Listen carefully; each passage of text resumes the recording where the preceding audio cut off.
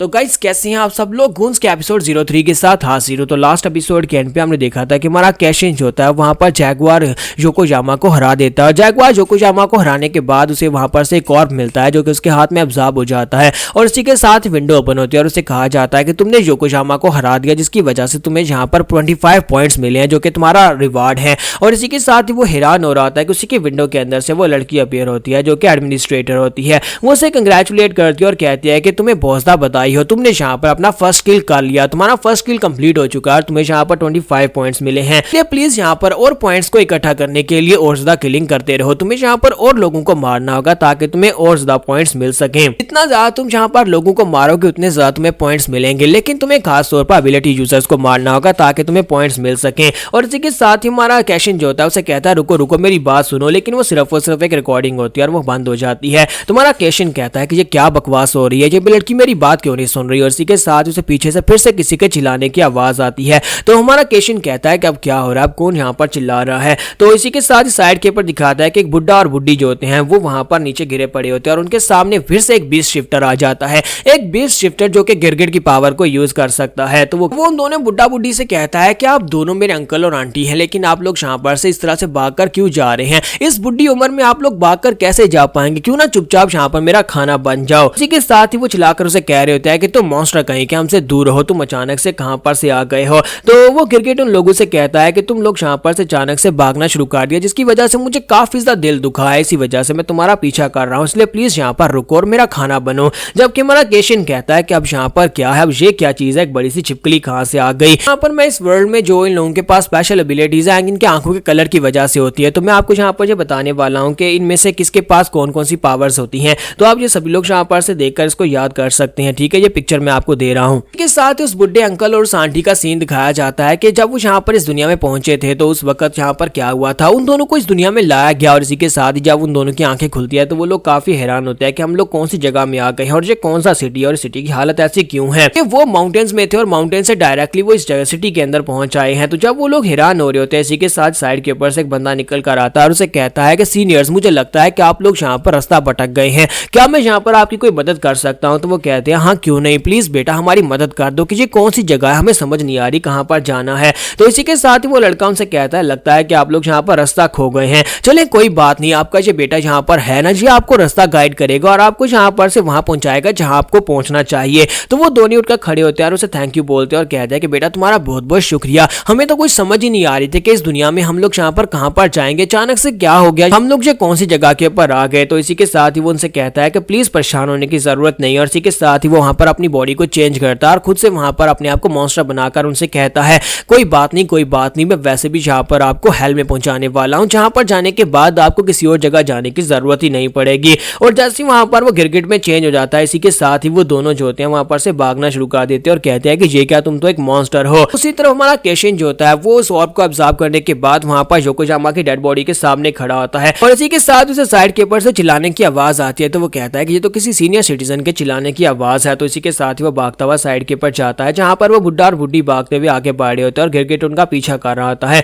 और उनसे कहता है कि तुम लोग कहां पर जा रहे हो, प्लीज यहाँ पर रुको ना, मेरा खाना बनो, तुम लोग यहाँ पर से नहीं जा सकते। तुम्हारा कैशिन कहता है कि अब ये बड़ा सा छिपकली वहां पर कहां से आ गया। हमारे कैशिन के वहां पर पहुंचने से पहले ही वो गिरगिट जो होता है अपने बड़ी लंबी सी जुबान निकालता है और अपनी बड़ी सी जीभ निकालकर वहां पर बुढ़िया को पकड़ लेता है। तो उस बुढ़िया को पकड़ने के बाद उसे वहीं पर से पकड़कर उल्टा अपने मुंह के अंदर डाल जाता है, यानी कि बुढ़िया को पूरे का पूरा साबुत ही वो निकल जाता है। जबकि उसका हस्बैंड जो होता है ये देखकर बहुत ज्यादा घबरा जाता है और कहता है कि तुम मॉन्स्टर कहीं के, मेरी वाइफ को छोड़ो। कि वो गिरगिट उसे कहता है कि एक से तो मेरा पेट नहीं भरा क्योंकि इसके ऊपर तो ज्यादा मांस था ही नहीं, सिर्फ और सिर्फ हड्डियां थी। फिर साथ ही वो कहता है कि बुड्ढे अब तुम्हारी बारी है। तब के बुड्ढा आदमी उसके ऊपर अटैक करने के लिए आगे बढ़ता है और उसे कहता है कि मेरी वाइफ मुझे वापस दो, तुम कमीने मॉन्स्टर कहीं के, मेरी वाइफ मुझे वापस चाहिए। और इसी के साथ ही गिरगिट अपनी जुबान बाहर निकालता है और अब उस बुड्ढे अंकल को पकड़ता है और उसे पकड़ने के बाद वहां पर एक स्पेशल टेक्निक जिसे क्लासिक अटैक कहते हैं, एक बुड्ढे आदमी को दीवारों के साथ पटकना। और इसी के साथ ही उस बुड्ढे आदमी को आसपास की दीवारों के साथ पटक रहा था और बेचारे के सारे और पूरी बॉडी से ब्लीडिंग होना शुरू हो जाती है।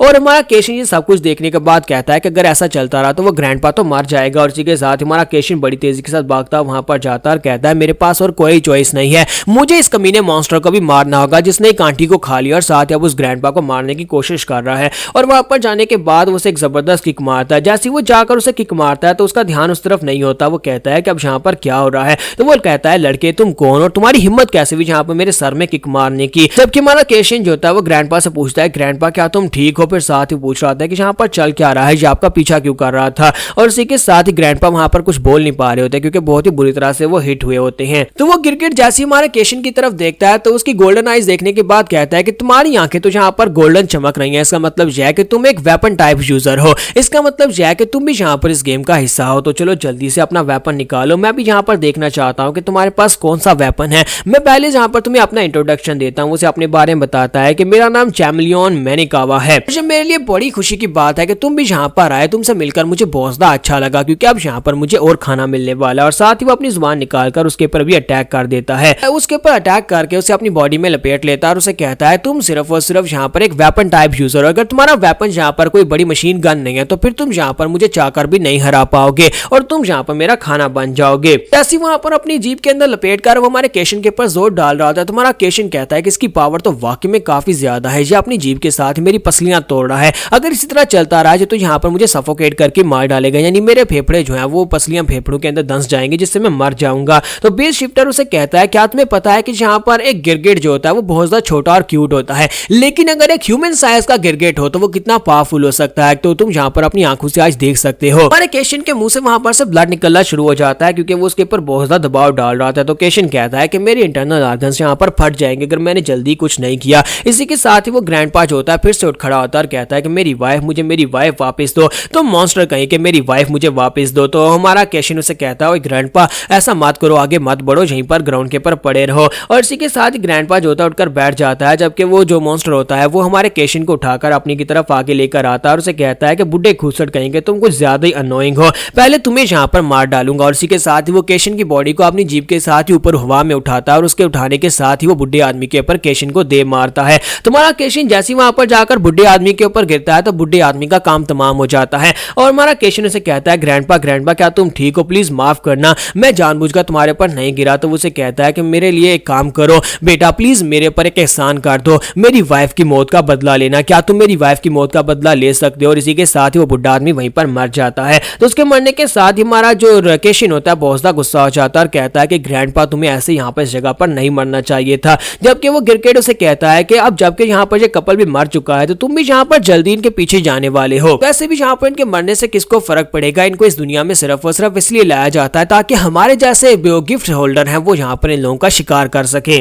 और केशन उसकी बातें सुनने के बाद उठकर खड़ा हो जाता है और कहता है कि इस वक्त मुझे बहुत ज्यादा गुस्सा आ रहा है, ऐसी फीलिंग मुझे पहले भी आई थी जब उस जैगुआर ने वहां पर उस कपल को मार डाला था। मुझे इस तरह के लोग बिल्कुल भी पसंद नहीं है। और वो चिल्लाकर कहता है कि चाहे वो कोई इंसान हो या फिर कोई मॉन्स्टर हो, अगर कोई भी यहाँ पर कमजोर लोगों को बुली करेगा, अगर कोई कमजोर की जान लेगा तो बदले में मैं उसकी जान ले लूंगा। और इसी के साथ ही खुद ब खुद उसका बैट उसके हाथ में आ जाता है। हमारा केशन उसे कहता है कि मॉन्स्टर कहे कि मैं तुम्हें यहाँ पर अपने मेटल बैट के साथ मार डालूंगा। और यहाँ पर हमारी एपिसोड 03 का एंड होगा। नेक्स्ट एपिसोड में देखेंगे कि हमारा केशन इसको तो मार डालेगा लेकिन उसके बाद अब यहाँ पर कौन सा एबिलिटी यूजर आएगा और क्या कोई रूल है कि इस दुनिया से कैसे निकला जा सकता है, क्या यहाँ पर कोई खास लिमिट तक पॉइंट्स को इकट्ठा करके इस दुनिया से बाहर जाया जा सकता है, वो शायद हमें आगे जाकर पता चलेगा।